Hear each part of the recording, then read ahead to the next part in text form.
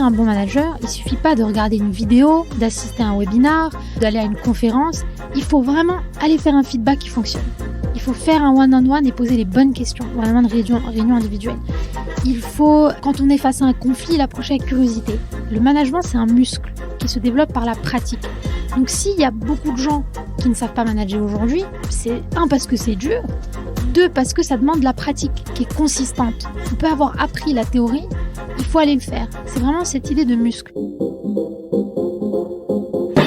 Faire sa veille, anticiper, communiquer, évoluer, changer. Pas toujours simple dans notre quotidien professionnel RH. J'entends encore trop souvent, mais on n'a jamais fait comme ça.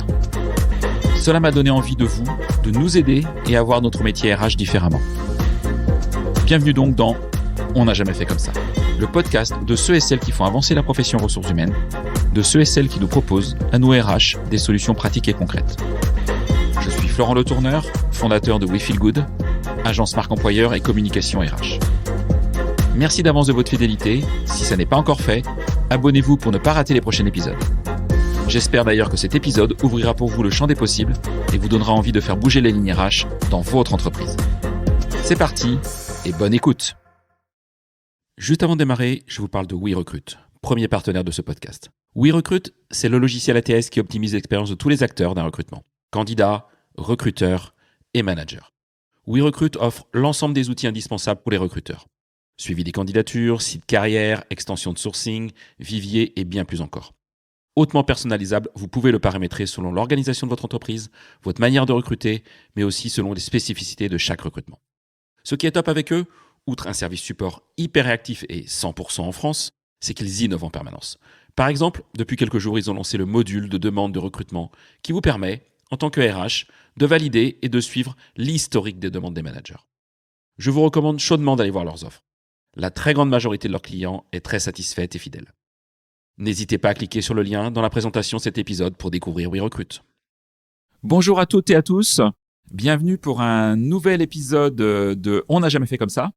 Aujourd'hui, j'ai le plaisir de recevoir, ou d'être reçu surtout, par Alia Alami, fondatrice et CEO de Mouji. Bonjour Alia. Hello Florent. Merci de nous accueillir. Alors tu nous accueilles dans un cadre un petit peu différent, un petit peu atypique, dans les bureaux d'une grande entreprise internationale qui s'appelle WeWork. Nous sommes rue Lafayette, en plein centre-ville de Paris. Les locaux sont magnifiques. Pourquoi avoir choisi ces locaux d'ailleurs pour y travailler ? Bon, je t'avoue que c'est ce qui est le plus près de chez moi et de mon associé. On s'est retrouvés au milieu, quoi. Ah, vous avez fait hyper pragmatique en fait. Et j'ai pris beaucoup de temps à trouver cette salle pour nous. C'était important pour moi qu'on soit au calme. WeWork, ça peut être très agité. Donc j'espère que tu es bien. Je suis parfait. Alors, aujourd'hui, on va parler d'un autre sujet, d'un sujet dont je n'ai jamais parlé dans les podcasts précédents. Tu vas nous en dire plus un petit peu sur ce que fait Mouji, mais avant de rentrer dans le vif du sujet, est-ce que tu pourrais te présenter, nous dire un petit peu qui tu es, ton parcours, et pourquoi tu en es arrivé à créer une entreprise dans le monde des ressources humaines ? Ok, très bien, merci. Bon, tu as dit mon prénom, je m'appelle Ralia, et donc effectivement, là, j'ai fondé Mouji, cofondé Mouji. Si tu veux, j'ai commencé ma carrière dans des grands groupes ou des cabinets de conseil où j'ai pu faire l'expérience de certains dysfonctionnements qui ont rendu ma vie au travail un peu pénible, un peu malgré moi au début. Donc, je me suis intéressée à cette question qui est en fait même une question philosophique. C'est quoi la place du travail dans notre vie ? Comment est-ce que l'expérience du travail peut être rendue plus sympa et en même temps épanouissante, mais en même temps permettre à nos sociétés d'atteindre leurs objectifs ? Je suis arrivée là, si tu veux, via mes propres challenges. J'ai quasiment eu un burn-out. Et donc, je me suis intéressée à ces questions-là. Oui, tu n'es pas une professionnelle des RH de formation Pas du tout. Moi, je me suis formée j'ai fait un Master of Science and Management. Ça ne m'a pas formée plus que ça au management d'ailleurs, et on pourra en reparler par la suite. Mais en tout cas, voilà, je suis rentrée dans ce monde-là surtout parce que mon expérience du travail était compliquée et que j'ai voulu me pencher sur cette question. Et de l'autre côté, il y a une autre partie de moi qui est une passion que j'ai depuis la naissance, si tu veux. C'est un peu l'humain. Comment est-ce qu'on fonctionne ? Qu'est-ce qui nous motive dans la vie ? Comment est-ce qu'on peut être le meilleur de nous-mêmes ? Comment est-ce qu'on peut atteindre nos objectifs ? Et ça rentre un peu dans une catégorie qu'on peut appeler, que j'appelle science du comportement ici. Et je me suis donc intéressée dans le cadre du travail, c'est quoi les actions, les motivations, les modes d'apprentissage qu'on peut avoir. Donc c'est un peu mon deuxième volet. Et en faisant la synthèse de ces deux choses-là, ça a créé Mouji. On va rentrer dans le détail les constats qui m'ont amené à créer Mouji. C'est que quand je me suis penchée sur cette question de ok, le travail c'est pénible. Qu'est-ce qui peut rendre notre expérience au travail pénible? Une grosse partie de la réponse se trouvait au niveau de notre relation avec les managers et le management en général. Donc, tu as des stats que tu dois connaître très bien, je pense, de ta fonction et de ton expérience. 50% des collaborateurs quittent leur boîte en France à cause d'un mauvais manager. Ça a un impact sur la performance, sur l'engagement, etc. Donc ça, c'était le premier constat. Il y a une urgence à former, à soutenir les managers. Que 50%, parce que j'ai toujours tendance à dire, moi, en vieux RH que je suis, quoi, on rejoint une entreprise et on quitte un manager. Ouais, exactement. Et il y a certaines stats qui disent plus 82%. Tu as une enquête récente, Hello Work, qui disait que 65% des répondants disent que la cause numéro 1 pour quitter une entreprise, c'est le management. Donc ça, je pense, on l'a... C'est majeur, en tout cas. Ouais, on l'a prouvé de plein de manières différentes. Et au-delà de ça, c'est très dur de manager. C'est hyper dur de manager aujourd'hui parce que tu dois manager à distance, parce que tu as des collaborateurs qui sont plus conscients de ce dont ils ont envie et qui ont peut-être des demandes croissantes et diversifiées. Et puis, tu as toujours la pression du dessus, de la performance, etc. Donc, c'est hyper dur. Donc, bref, ça, c'était le premier constat. Si je veux répondre à ma quest de je vais être mieux au travail, ben peut-être qu'il faut que je me concentre sur le management. Et le deuxième constat, c'est que quand tu creuses, alors vous faites quoi pour développer vos managers? Vous faites quoi pour soutenir vos managers? Il y a la formation, notamment. Et ces méthodes-là de formation, de développement, elles présentent des limites. La première, c'est que on peut manquer de temps. Et surtout quand on est manager, pour plein de profils, d'ailleurs, quand on regarde les profils d'apprentissage, de motivation, c'est fou de se dire je dois prendre du temps hors de mon agenda, hors des tâches que je dois faire pour apprendre. Le deuxième point, c'est j'oublie ce que j'apprends. Ça, c'est la science du comportement. C'est un psychologue du 19e siècle qui s'appelle Ebbinghaus qui a théorisé l'idée qu'on oublie 75% de ce qu'on apprend après une semaine si on ne l'a pas pratiqué dans sa routine. Donc ça, c'est le deuxième constat de la limite. Et le troisième que tu as peut-être dû faire dans ta carrière, que tu as peut-être dû voir, c'est l'engagement faible autour des formations. J'ai rencontré 80 RH au début avant de lancer Muji et 70% d'entre eux m'ont dit « je suis déçu » ou « j'ai des niveaux d'engagement très faibles face à mes formations ». Donc ce double constat, si je le rappelle, urgence à former, limite des méthodes traditionnelles de développement, et bien Muji, c'est quoi? C'est une manière qu'on a eue de réinventer la façon qu'on a de développer, de former les collaborateurs et en priorité les managers en entreprise, qui est tirée de la science du comportement, de certaines recherches et insights qu'on a de la science du comportement, et de ces constats. J'oublie ce que j'apprends, etc., etc. Et du coup, c'est quoi nos piliers? Qu'est-ce qu'on fait? On va y venir. J'ai déjà plein de questions. Muji, tu dis que tu l'as cofondé. Vous l'avez cofondé en quelle année? On existe depuis 1 an. D'accord. Et vous êtes 2? On est 2. Mon associé et notre CTO. D'accord, ok. Et ce qui est génial chez mon associé, il s'appelle Grégory, c'est que c'est un CTO passionné de formation, de e-learning, même de RH. Il avait fondé une entreprise dans ce milieu-là et travaillé aussi pour des entreprises d'e-learning ou EdTech. Ok. Alors, j'ai bien compris effectivement ce qui s'est passé dans ta vie professionnelle et puis tes envies, tes convictions. Mais tu aurais pu être salarié dans un cabinet de conseil en ressources humaines qui accompagne la transformation. Et pourquoi devenir entrepreneur? C'est plus d'impact, c'est faire ce que tu as envie de faire. C'est quoi en fait qui t'a motivé de passer du salariat à l'entrepreneuriat? Je vais te donner une réponse étonnante. Je ne sais pas si tu as pu entendre ça, mais je pense qu'il y a une histoire pour moi de j'ai envie de raconter mon histoire. Ma boîte, finalement, c'est vraiment mon histoire. Il n'y a rien dans Muji qui n'est pas un truc qui me passionne. Tu vois, avoir l'opportunité de te parler là aujourd'hui. Je n'aurais pas raconté mon histoire en étant dans un cabinet, comme tu as dit, ou en étant employé. Être entrepreneur, c'est pas être plus libre. Parce que j'ai plein de gens qui doivent rendre des comptes, des investisseurs, des clients, etc., des employés, des collaborateurs. Le banquier. Ouais.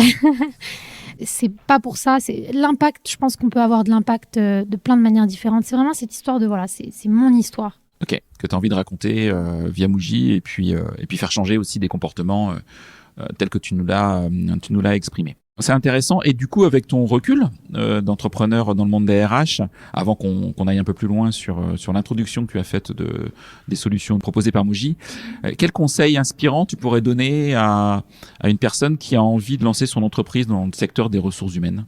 Est-ce que tu aurais 1 ou 2 tips sur le sujet? Le plus important vraiment pour un entrepreneur qui se lance dans les ressources humaines, c'est de sincèrement s'intéresser aux ressources humaines. Donc c'est vraiment de comprendre son persona en se posant des questions qui sont qu'est-ce qui tient les RH éveillés la nuit?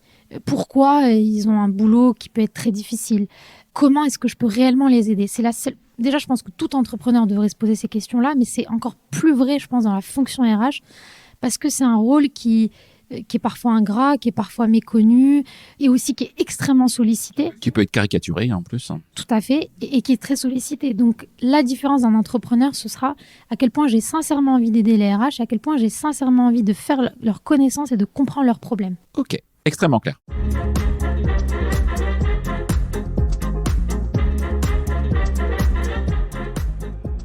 Alors, si on vient sur Muji, tu as déjà dit pas mal de choses et j'ai déjà des questions. Parce que tu parles de sciences comportementales, ça veut dire quoi, sciences comportementales exactement ? Ce que veut dire sciences comportementales, c'est hyper large. C'est un domaine des sciences, en général, qui vise à comprendre pourquoi on fait certaines actions, comment notre cerveau ou notre fonctionnement humain va faire qu'on prend certaines décisions ou qu'on est de telle ou telle... voilà.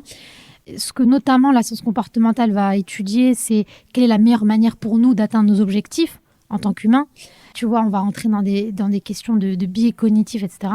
Ça, c'est pour te répondre à qu'est-ce que les sciences comportementales, mais qu'est-ce que nous, on étudie ou qu'est-ce qu'on cherche à comprendre dans les sciences comportementales, c'est Muji a pour objectif de développer les collaborateurs, et notamment les managers. La question qu'on pose aux sciences comportementales, c'est qu'est-ce que je connais des humains, des mécanismes d'apprentissage de motivation, qu'est-ce que je connais de tout ça pour permettre à ces humains-là d'être le meilleur d'eux-mêmes. Et donc, je vais citer un grand, le head du lab de sciences du comportement à Stanford, B.J. Fogg, qui a théorisé cette idée et qui essaye de la transmettre au monde entier. Le plus puissant moteur de transformation, le plus puissant moteur de changement, si tu veux atteindre tes objectifs, apprendre une compétence, développer un comportement, etc., c'est pas d'avoir une épiphanie, c'est pas d'avoir une motivation monstrueuse, c'est pas de changer entièrement ton environnement, c'est juste de pratiquer des actions très simples au cœur de ta routine. Donc quand je parle de sciences du comportement chez Muji, c'est déjà cette première brique. C'est qu'on a compris ça. On a compris que si on voulait aider les RH à piloter les comportements et à développer des compétences, la meilleure manière pour eux de le faire, c'est d'aller chercher quelles petites actions simples, alignées avec nos objectifs, on peut chercher à encourager dans l'entreprise. Tu vas revenir sur ces micro-actions. Je crois que tu appelles ça des micro-actions. Et on va revenir sur le sujet. Mais pour prendre un peu de hauteur, quelles sont aujourd'hui les compétences clés? On parlait de la fuite de compétences et de savoir-faire dans les entreprises et des chiffres énormes, souvent liés effectivement à des comportements managériaux qui sont pas à la hauteur de ce qu'on peut attendre. Tu dis d'ailleurs souvent que 70% des managers ne savent pas vraiment gérer une équipe. Pourquoi ce constat, ce triste constat, et comment y remédier à ton avis? Merci. Le premier point, c'est que c'est dur de manager. Ça demande des... Oui, c'est pas simple. Si tu veux, ça demande l'acquisition. Enfin, certains te disent que c'est naturel, ou il y a quand même des compétences qu'il faut acquérir et ensuite qu'il faut amplifier, si tu veux, face aux challenges qu'on peut rencontrer aujourd'hui en tant que manager. Donc, ça, c'est la première raison. La deuxième raison, c'est que on oublie ce qu'on apprend si on ne le pratique pas.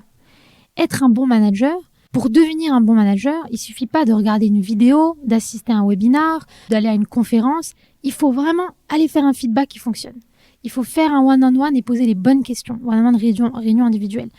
Il faut, quand on est face à un conflit, l'approcher avec curiosité. Le management, c'est un muscle. C'est un muscle qui se développe par la pratique. Donc, s'il y a beaucoup de gens qui ne savent pas manager aujourd'hui, c'est parce que c'est dur, parce que ça demande de la pratique qui est consistante. On peut avoir appris la théorie, il faut aller le faire. C'est vraiment cette idée de muscle. C'est un peu comme si je veux perdre du poids, la meilleure manière de le faire, c'est pas de faire 3 heures de sport une fois, mais c'est d'aller 20 minutes, plusieurs fois par semaine. Et être un bon manager, c'est la même chose. Et donc, c'est pour ça que c'est compliqué. Alors là, je comprends bien le parallèle avec le sport parce que je suis en plein dedans pour perdre du poids.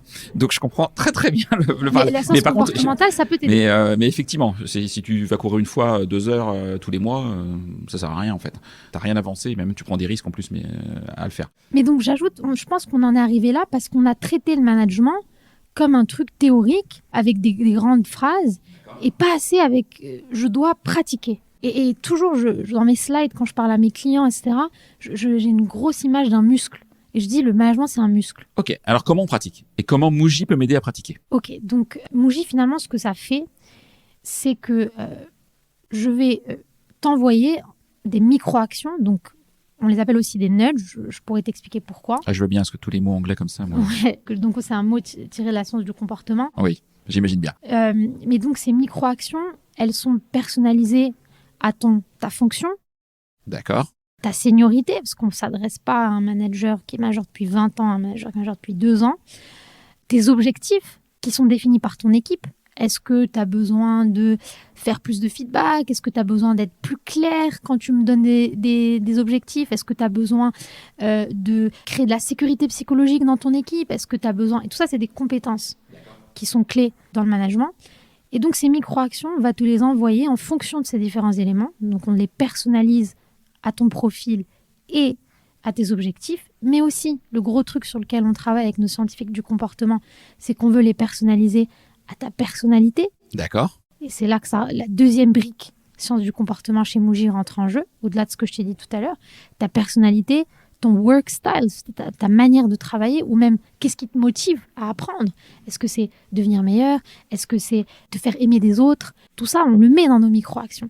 Et du coup, voilà, Muji t'envoie ces micro-actions en fonction de tes objectifs, ton profil, etc., pour t'aider à pratiquer au cœur de ta routine des compétences et donc les développer de manière plus efficace, plus durable. C'est ça le point. Donc, je pallie à théorie par la pratique, à intensité par consistance, parce que je viens au cœur de ta routine et aussi je te permets de gagner du temps.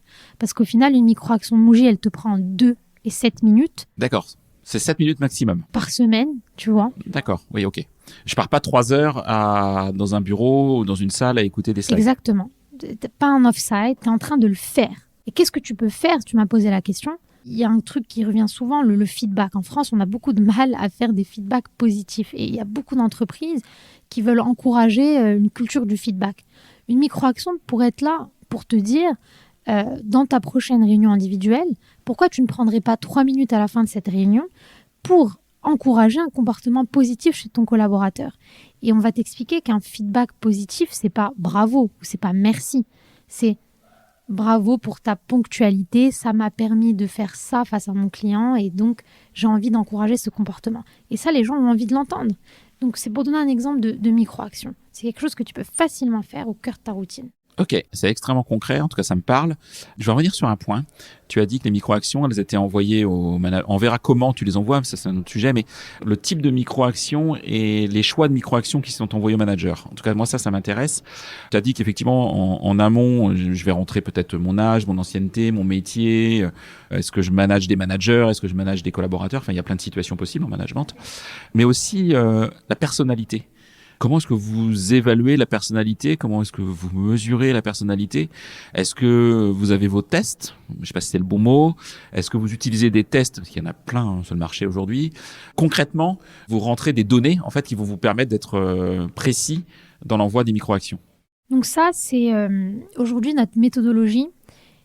Ça se passe dans les coulisses, il n'y a pas de test. Ce qui se passe, c'est qu'on utilise à chaque fois que quelqu'un reçoit une micro-action, il peut nous dire s'il a envie de la faire ou pas. D'accord. Donc, on commence à avoir de la donnée, si tu veux, sur l'intérêt de quelqu'un par rapport à des micro-actions. Sauf que nous, derrière, on sait qu'on a classifié cette micro-action selon certains critères. Et donc, on commence à comprendre que telle ou telle personne sera mieux engagée par tel type de micro-action. Et donc, les data, ça va être ton profil de motivation, par exemple, ou ton work style. On est en train de tester différentes choses. En tout cas, le fonctionnement, c'est ça. C'est pas des tests. Et l'intérêt de le faire comme ça, c'est d'être subtil. Parce qu'un test que tu vas demander à un collaborateur, au tout début de l'expérience Muji, nous, notre vision, c'est d'être le moins disruptif possible. Tu commences à recevoir tes micro-actions, c'est presque inconscient. Enfin, tu n'as rien à demander pour les recevoir. Après, bien sûr, tu peux rajouter de la data sur tes objectifs, etc. Et donc, on ne veut pas disrupter en faisant des tests. Ok, d'accord. On a zoomé sur une population quand même assez particulière dans l'entreprise, c'est les managers. Après, les managers, il peut y avoir des managers hiérarchiques, mais il peut y avoir des managers de projet qui ont un mode de fonctionnement transversal. Est-ce que vous accompagnez aussi ces managers qui fonctionnent de manière transversale sur un projet X ou Y pendant une période de la vie de l'entreprise? Parce qu'en plus, on travaille de beaucoup plus en mode rapide aujourd'hui. Le manager d'un projet A n'est pas forcément le manager d'un projet B, etc. Et puis, j'aurais aussi tendance à m'interroger, moi, en tant qu'RH, parce que c'est chouette de former les managers, mais j'ai aussi des collaborateurs qui peuvent aussi, dans leur comportement au travail, évoluer, dans leur comportement interpersonnel avec les collègues, avec leur manager. aussi. Est-ce que vous allez aussi sur ce terrain de jeu, vous êtes focus aujourd'hui sur les managers hiérarchiques? Alors, le management, c'est notre première, si tu veux, verticale. D'accord. Mais Muji a pour vocation, et on a déjà commencé dans certaines de nos missions, notamment avec Pepsi, à envoyer des micro-actions et à développer des collaborateurs sur d'autres types de compétences qui sont des compétences... en vrai, ça dépend complètement de l'objectif de l'entreprise. Quel est le framework, si tu veux, de l'entreprise? Ça peut être comme comment je communique avec impact, comment je peux recevoir du feedback, comment je peux moi-même développer mon intelligence émotionnelle, mon growth mindset. Je pensais par exemple à des commerciaux qui sont en relation avec des clients. Tout à fait. Et ça nécessite un certain nombre de compétences humaines, au-delà des compétences techniques, de savoir vendre, closer, etc. Bon, ça c'est chouette. On crée quelque chose quand on est avec un client. Complètement. Donc, et par exemple, des micro-actions qui fonctionnent très bien chez nous, c'est l'écoute active. Et l'écoute active, ça fonctionne aussi pour un collaborateur qui est face à un client, donc un salesperson qui serait là face à un prospect. Comment je peux tirer profit d'une conversation en écoutant réellement ça? Donc, tout à fait. On travaille sur l'écoute active, l'intelligence émotionnelle, la capacité, la résilience, la positivité. Tout ça, c'est un nombre d'objectifs différents qu'il peut y avoir dans nos micro-actions. Et donc, le management, c'est une verticale, mais d'autres verticales qu'on est déjà en train d'explorer activement, c'est par exemple le sustainability. Comment tu alignes les objectifs sustainability ou de transition écologique d'une entreprise avec des comportements? Comment tu fais de tes collaborateurs des activistes de la transition écologique? Ça, c'est un projet qu'on est en train de... D'accord, ça c'est un sujet hyper important. Hyper important et je pense d'avenir certain, en tout cas. Oui, j'ai participé à une conférence il y a 2 semaines organisée par la RH sur comment les RH sont maîtres de la transition écologique, comment ils peuvent être acteurs. C'est un gros rôle on en parlera dans le futur. Alors ça c'est hyper intéressant parce que ce sujet, tu vois, il a été abordé par plusieurs de mes invités sur l'importance effectivement que le sujet de la RSE, si on pouvait le résumer en un mot, soit géré en partie, voire en totalité par la fonction RH.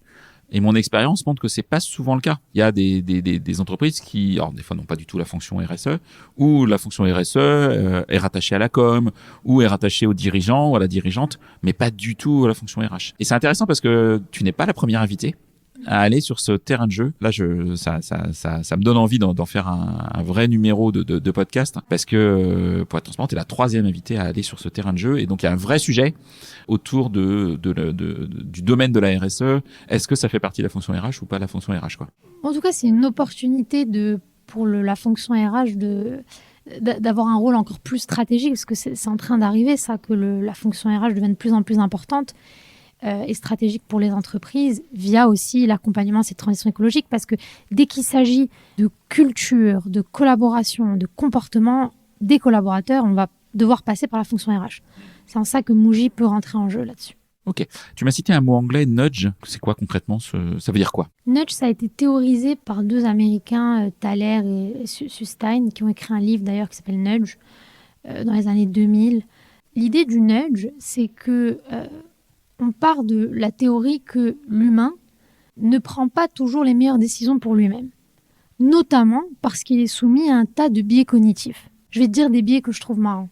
Je t'en dis un qui est très intéressant pour nos auditeurs qui cherchent à négocier, par exemple, ou à influencer. Framing. En fait, comment on va présenter un choix à quelqu'un, ça va influencer son choix. C'est-à-dire que si je viens de te dire, je commence à négocier avec toi un contrat et je te le propose à 10 000 €, alors qu'en réalité, je suis capable de te le vendre à 7 000 ou 6 000, la manière avec laquelle je vais te le présenter va influencer ta frustration ou comment tu vas accepter de le faire.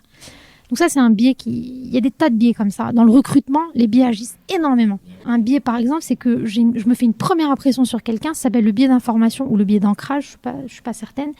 Je me fais une première impression et ensuite, je vais passer tout l'entretien à justifier ma première impression. Du coup, si on part de ce constat, les humains ne sont pas toujours à même de prendre les meilleures décisions. Le nudge, il est là pourquoi?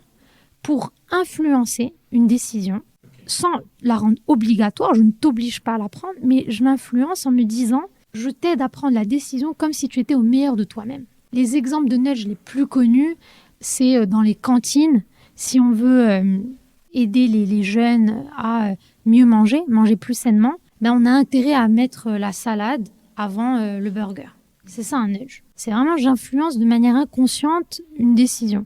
Quand on a commencé à faire des poubelles qui ressemblaient à des paniers de basket, c'est juste pour te donner envie d'aller jeter des choses, comme si ça c'est un nudge. J'ai mis mon icône Instagram en 3e, 4e page de mon fond d'écran de téléphone, je me suis nudgée. C'est pour aller moins chercher, voilà, Instagram. Du coup, je dis que ce qu'on fait, c'est des nudges dans la mesure où on veut influencer un comportement de manière subtile sans obliger la personne à prendre cette action. Ça se reflète dans notre manière d'écrire. Les nudges, ça se reflète dans le fait qu'on laisse le choix de commit ou pas commit. Et ça se reflète aussi dans le fait qu'on étudie beaucoup la personnalité, les biais, etc. pour même créer nos nudges. Donc c'est en ça que aussi c'est la dernière brique, si tu veux, de la science du comportement chez Muji. Ok, vraiment, vraiment hyper intéressant. Aujourd'hui, les micro-actions qui reviennent le plus souvent, ce sont lesquelles ? C'est le feedback, c'est autre chose ? En tout cas, celles qui sont extrêmement committed, si tu veux, qui ont un score très élevé chez nous. Il y en a beaucoup autour du feedback. Il y en a une qui est donc juste faire un feedback positif ou comment faire un feedback négatif. Celle-là aussi, elle est très appréciée. J'ai même eu des retours qualitatifs de managers qui me disaient ça m'a permis de débloquer ma relation. Donc ça, c'est vraiment hyper cool pour un entrepreneur à entendre. Une autre micro-action qui fonctionne bien, c'est la prochaine fois que tu délègues, rattache la tâche que tu délègues à un contexte plus large. C'est vraiment, ça peut prendre 2 minutes et ça crée une motivation très forte. Donner du sens, en fait, concrètement. Une autre micro-action dans la gestion du conflit, parce que c'est aussi quelque chose que les managers veulent apprendre. Approche ton prochain conflit avec de la curiosité.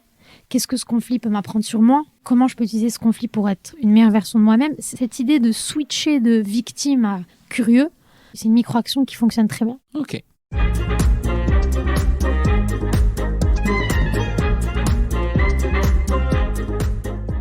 Alors, si je suis manager ou collaborateur dans une entreprise que ma RH a eu la bonne décision de choisir Muji, comment est-ce que je vais recevoir les micro-actions ? Ça m'arrive comment ? C'est des SMS ?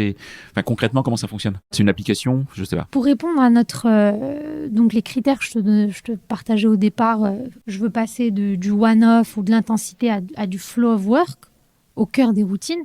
Pour répondre à ce point-là, on a dû penser à comment on envoie les micro-actions et donc on les envoie sur les canaux de communication préférés des collaborateurs. Qu'est-ce qu'ils utilisent le plus ? Donc Slack, Teams, ça peut être pour des collaborateurs qui sont sur le terrain. On parlait des équipes de vente tout à l'heure, des équipes de vente terrain, ça peut être du coup le mobile, on a une application mobile. Ça peut être les SMS. Donc tout ça, c'est des choses qui existent déjà. Peut-être qu'on va aller plus loin, je ne sais pas encore. Ça pourrait être WhatsApp, ça pourrait être s'intégrer à d'autres outils. Donc je reçois un message qui arrive par l'un de ces canaux. J'ai combien de temps pour réaliser cette micro-action ? Donc je peux la refuser ou l'accepter, ce que j'ai compris. Et si je l'accepte, parce qu'à un moment il faut quand même un peu bosser quand on est manager, je l'accepte. J'ai combien de temps ? Quel feedback je dois te donner ? Je dois donner à Muji ? Est-ce que je dis juste donne ? Je l'ai fait ? Normalement, c'est une campagne. On parle de campagnes qui ont des fréquences de 1 micro-action par semaine. Donc normalement, tu aurais 1 semaine parce que tu sais que tu commences à réaliser que tu reçois une micro-action chaque semaine. On te donne l'occasion de synchroniser ta micro-action avec ton agenda et tu peux décider de la faire plus tard. Il n'y a aucun souci, même après la micro-action que tu reçois. Donc on ne te limite pas dans le temps. C'est aussi cette idée du nudge, on ne veut pas obliger. Et tu n'as pas à me faire de feedback. On faisait ça avant et on s'est rendu compte que c'était juste ça bloquait l'expérience des gens et ça ne nous apprenait pas forcément plus de choses. Le fait que tu me dises « I commit to do », je veux faire cette action, c'est suffisant à la fois pour moi de mieux te recommander tes prochaines actions et pour toi d'augmenter ta chance de faire l'action. Ça, c'est un truc encore qui vient de la science du comportement. C'est comme si tu dis à tes amis « je veux arrêter de fumer » et tu le dis à l'oral « je veux arrêter de fumer, je vous le dis », ça augmente tes chances d'arrêter de fumer. Et donc, c'est pour ça que ce petit bouton de « je veux le faire » est là. Ok. Et comment est-ce que vous mesurez l'efficacité de vos actions, du coup ? Comment est-ce que moi, en tant qu'RH, je peux dire à mes hiérarchies, à mon comité de direction, à mon COMEX, oui, Muji nous a permis d'améliorer l'expérience collaborateur avec des managers. Comment est-ce que je me mesure, en fait ? C'est une hyper bonne question et c'est hyper important parce que la fonction RH a besoin aussi de justifier ses initiatives par de la data, ce qu'on faisait moins avant. Et du coup, on a 2 manières de mesurer l'efficacité pour l'instant. La première, c'est des surveys 360. Donc, on va demander à l'équipe des managers nudgés, est-ce que tu as senti une différence sur les compétences qu'on a cherché à développer ? On va aussi demander aux managers, ça c'est du self-reporting, comment il se sent ? Est-ce qu'il sent que son équipe est plus engagée ? Est-ce qu'il sent que son équipe fournit un travail plus performant ? Donc ça, c'est notre premier outil. Et le deuxième outil, c'est que quand on travaille avec une entreprise, on définit un KPI business. Ça pourrait être je veux améliorer ma rétention, je veux améliorer la performance. Et performance, ça peut être plein de choses. Ça peut être le chiffre d'affaires, si on travaille sur une équipe sales, ça peut être taux de productivité, etc. Et donc, on va revenir mesurer ça après le passage de Mongi. Donc, c'est un peu les deux éléments. Notre vision, c'est d'aller plus loin. C'est pas encore très clair, mais c'est d'utiliser l'intelligence artificielle qu'on utilise déjà pour recommander nos micro-actions et pour générer nos micro-actions. L'utiliser pour automatiquement analyser les surveils des entreprises, etc. Donc, on travaille dessus. Mais ça, c'est pas encore totalement ouvert.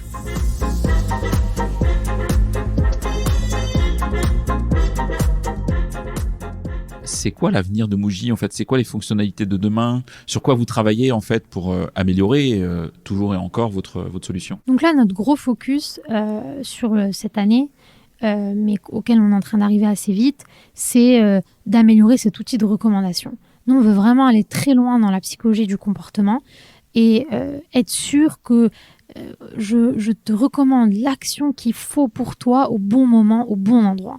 Et on est capable d'aller très loin avec ça parce que on en apprend de plus en plus sur l'humain et on a aujourd'hui la possibilité avec l'intelligence artificielle de prédire les meilleures actions pour toi. Ça, c'est notre gros focus. Par contre, la vision de Muji, c'est d'être un outil de pilotage pour les entreprises pour leur permettre d'améliorer leur performance. Donc, par l'alignement des objectifs avec des comportements et des compétences. Donc ça veut dire sortir du cadre du management et aller vers les points que j'ai commencé à te citer, la sustainability, l'impact sustainability, la diversité et l'inclusion, mais aussi la sécurité dans les départements sécurité. Est-ce qu'on ne peut pas envoyer des rappels aux collaborateurs pour dans les usines ou tout ce qui est safety voilà. Donc, comment est-ce que je peux être un pilotage de la performance? Ce que je veux que le RH ressente avec Muji, c'est qu'il est à l'avant du cockpit d'un avion et qu'il est en train de pouvoir l'emmener où est-ce qu'il veut. Parce qu'il arrive avec certitude et meilleure efficacité à aligner ses objectifs avec ses comportements et les compétences au sein de son entreprise. Et je veux que pour les employés, les collaborateurs se sentent au meilleur d'eux-mêmes. Parce que voilà, il y a cette philosophie, je veux t'aider à atteindre tes objectifs. C'est extrêmement clair. Le temps tourne, c'est passionnant. Juste une question, parce que j'ai vu ça, je crois que tu as fait un post LinkedIn. Muji est certifié Microsoft. Ça veut dire quoi exactement?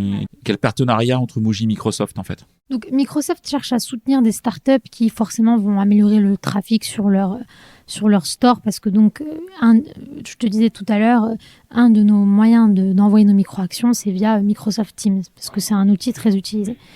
Donc notre partenariat avec Microsoft, il sert à plusieurs choses. La première, c'est de valider la sécurité, la conformité, la qualité de notre bot. Donc il y a eu des tests qui ont été faits. Ça, d'ailleurs, on a mis 5 mois à release notre bot sur Microsoft parce qu'il y a eu beaucoup d'allers-retours, etc. Donc on garantit la qualité, la sécurité des données, etc. Et on travaille sur une certification encore plus poussée. Pour l'instant, c'est ce que ça garantit. Et le deuxième point, c'est que ça permet d'installer très rapidement le Muji. Parce que maintenant, c'est comme une application sur l'App Store. Il faut l'imaginer comme ça. Un RH pourrait vraiment juste installer Muji et le déployer très rapidement à une population de collaborateurs.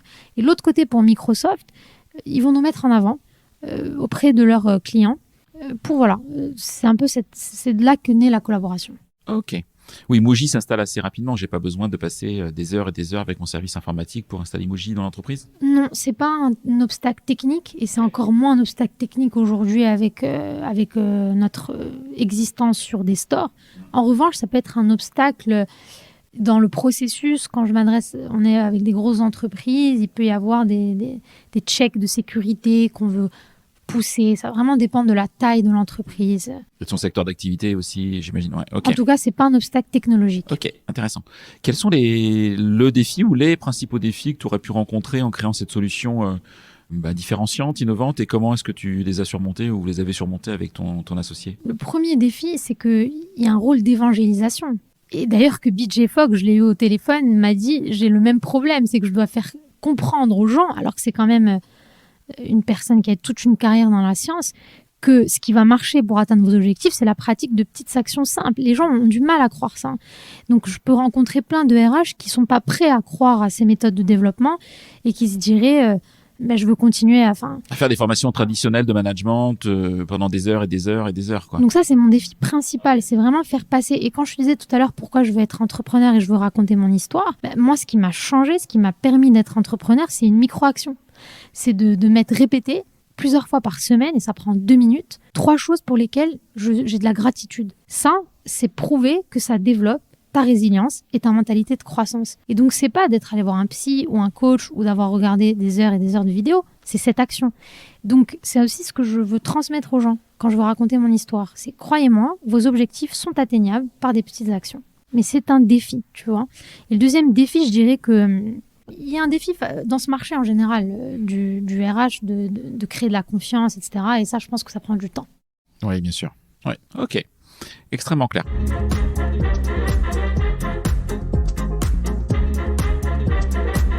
Dernière partie de notre échange. Quelle tendance tu vois dans le monde RH ou dans le monde du management ces prochaines années? Qu'est-ce qui est prometteur pour toi dans le future of work, dans l'avenir du travail et du management? Je vais être dans l'ère de tout ce qui se dit en ce moment, mais pour moi, la grosse tendance qui est accélérée aujourd'hui par l'intelligence artificielle, c'est d'automatiser au maximum des tâches rébarbatives, etc. Et donc supprimer les emplois? Non, automatiser des tâches. Et ce qui est hyper important, par exemple, pour le manager, je disais tout à l'heure, c'est un rôle difficile. Donc c'est hyper important que les RH aident à décharger le manager de certaines tâches. Moi, j'ai rencontré plein de managers qui me disent « Je passe un temps fou à faire mes perf reviews, je passe un temps fou à gérer de l'administratif. » Si on arrive à délivrer, à automatiser ces tâches administratives pour les managers, on leur donne plus de temps pour apprendre, mais aussi pour créer, développer leur people skill, donc passer plus de temps one-to-one, par exemple. Ça, c'est une grosse tendance pour moi. Qu'est-ce qu'on peut automatiser chez le manager, chez le collaborateur, même aussi dans la fonction RH? Tout simplement, oui. La deuxième tendance que je vois, j'en parlais un peu tout à l'heure, je pense que c'est vraiment un rôle qui est en train de devenir de plus en plus central dans l'entreprise, de plus en plus stratégique, de plus en plus valorisé, parce qu'on a cette opportunité hyper excitante de changer le monde du travail. Et aujourd'hui, il y a des expérimentations sur la semaine de 4 heures. De 4 jours. Ça veut dire que je suis fatiguée. Ouais, la semaine de 4 jours. La semaine de 4 heures. Ça va être compliqué, 4 heures. Hein. C'est déjà 4 jours, c'est pas simple, alors 4 heures.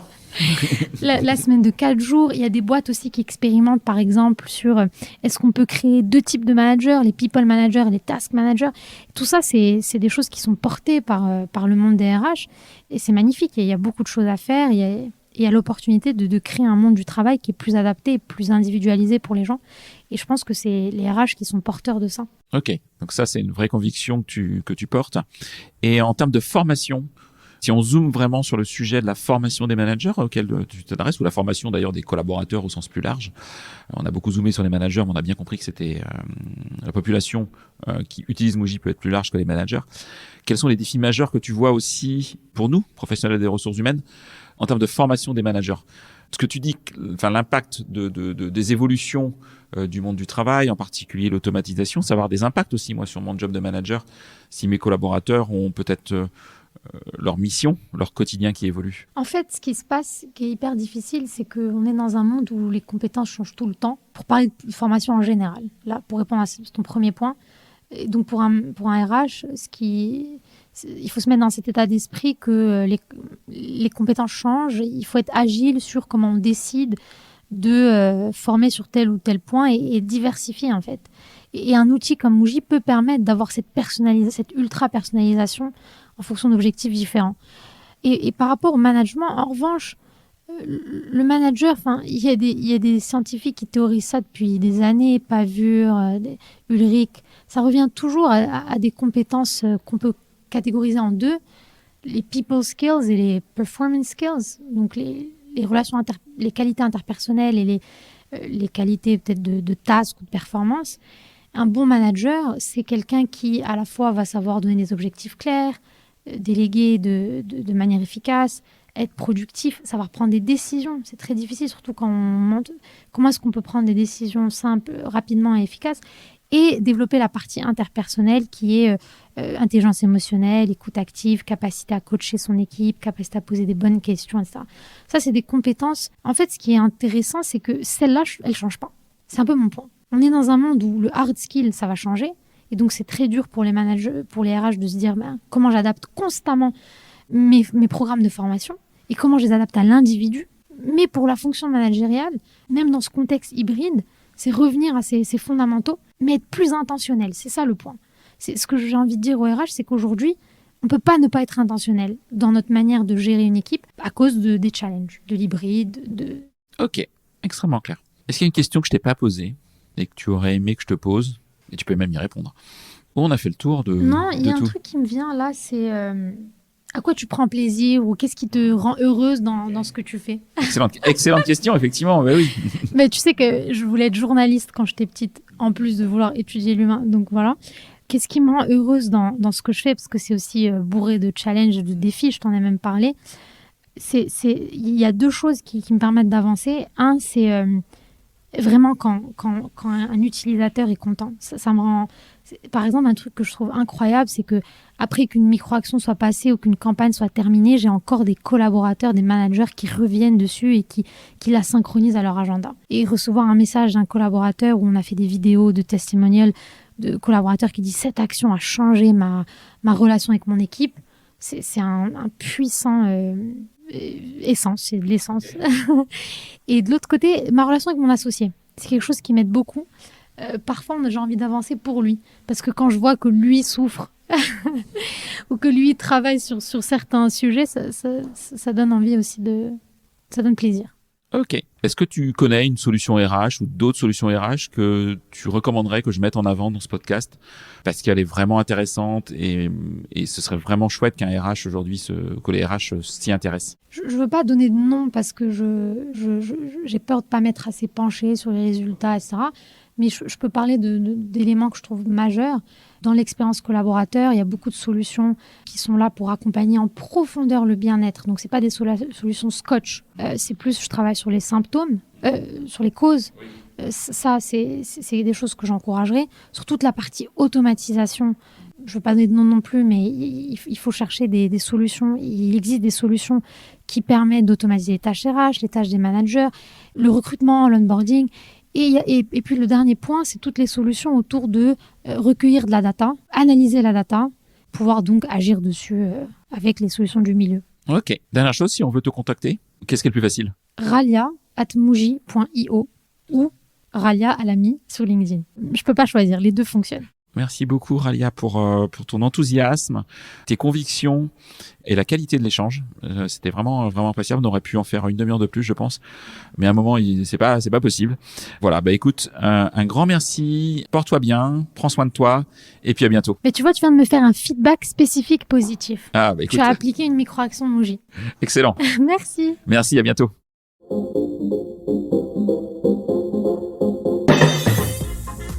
C'est terminé pour ce bel épisode. Merci de l'avoir suivi en entier. Pour ne pas rater le prochain, d'ailleurs je prépare plein de chouettes entretiens pour ces prochaines semaines, abonnez-vous à On n'a jamais fait comme ça. C'est le bouton Sweep sur Apple Podcast ou s'abonner simplement sur Spotify. N'hésitez pas également à mettre 5 étoiles si vous avez apprécié ce podcast et à me contacter via LinkedIn pour tout commentaire ou toute suggestion d'invité. À bientôt.